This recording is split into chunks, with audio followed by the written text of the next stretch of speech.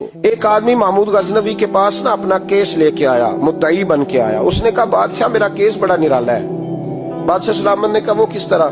کہنے لگا یہ میرے پاس ایک تھیلی ہے، میں نہ سفر پہ جانے لگا تو یہ تھیلی پوری ہیروں کی بھری ہوئی، فلاں علاقے کے جو قاضی صاحب ہے نا، میں جاتی دفعہ میں کہیں سفر پہ جا رہا تھا تو میں ان کے پاس چھوڑ گیا کہ رستہ لمبا ہے، کہیں کو مجھ سے چھین نہ لے، ہیروں کی بھری ہوئی۔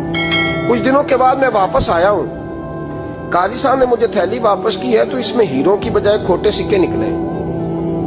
اب میں نے قاضی صاحب سے کہا ہے تو قاضی صاحب تو میرے گریبان تک آتے ہیں، وہ کہتے ہیں بتا کہیں سے پھٹی ہے، کھلی ہے؟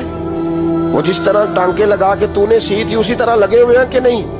تو حضور لگے بھی بالکل اسی طرح ہے، نہ پھٹی ہے نہ کھلی ہے۔ اب میں لٹ گیا ہوں، میری کل عمر کی کمائی ضائع ہو گئی، کھوٹے سکے کہاں اور ہیرے کہاں؟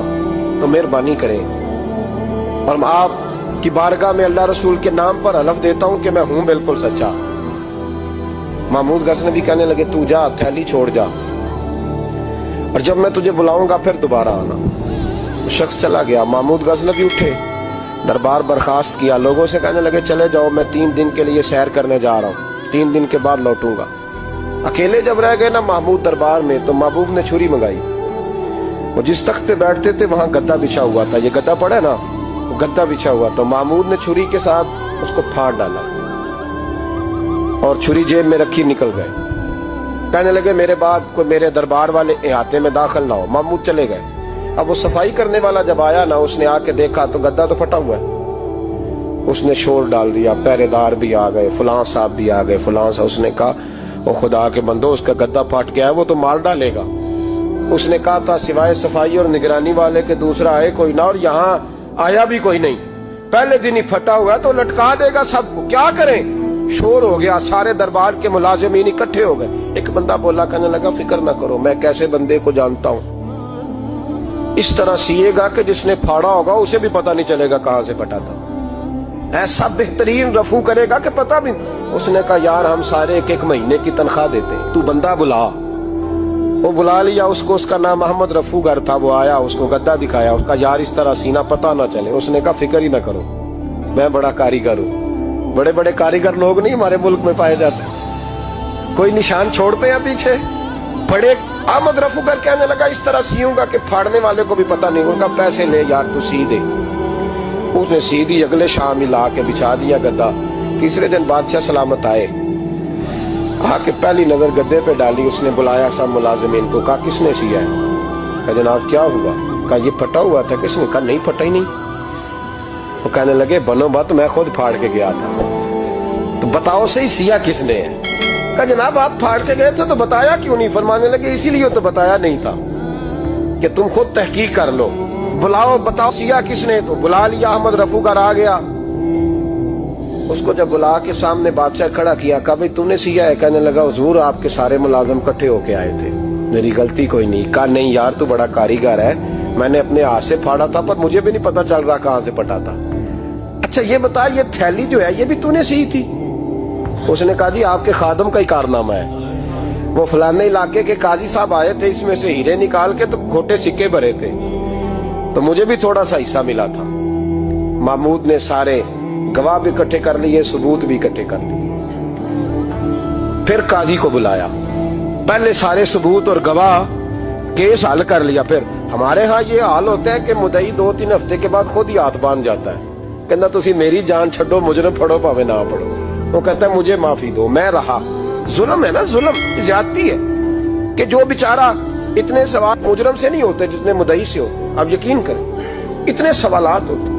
سارے ثبوت اکٹھے کر کے قاضی صاحب کو بلایا، تنہائی میں لے جا کے محمود غزنوی نے کہا قاضی صاحب آپ سے غلطی ہو گئی، غریب آدمی تھا، وہ لٹ گیا ہے، اس نے تو بڑی مشکل سے کچھ ہیرے جمع کیے تھے اور اس کی کل کائنات تھی، تو آپ اس کا مال اسے دے دیں، بات ختم۔ قاضی صاحب کہنے لگے آپ مجھ پہ الزام لگا رہے ہیں، سوال ہی نہیں پیدا ہوتا، آپ میری داڑھی دیکھیں، آپ میرا اعزاز دیکھیں، دنیا جانتی ہے میں اس کا۔ قاضی صاحب انسان بھول ہی جاتا ہے، بندہ بھول جاتا ہے، غلطی ہوگی، مال نے کہا نہیں سوال۔ کہا میں تنہائی میں پوچھ رہا ہوں، میں اس وقت پوچھ رہا ہوں جب دوسرا موجود کوئی نہیں، آج توبہ کر لے، میں کچھ نہیں کہوں گا، تو میری زبان پہ اعتبار کر، تجھے پتا ہے میں جو کہتا ہوں اس پہ عمل بھی کرتا ہوں، باز آ جا۔ پر قاضی نے کہا نہیں میری غلطی کوئی نہیں، मामूद ने फिर बड़े दरबार में बुला लिया।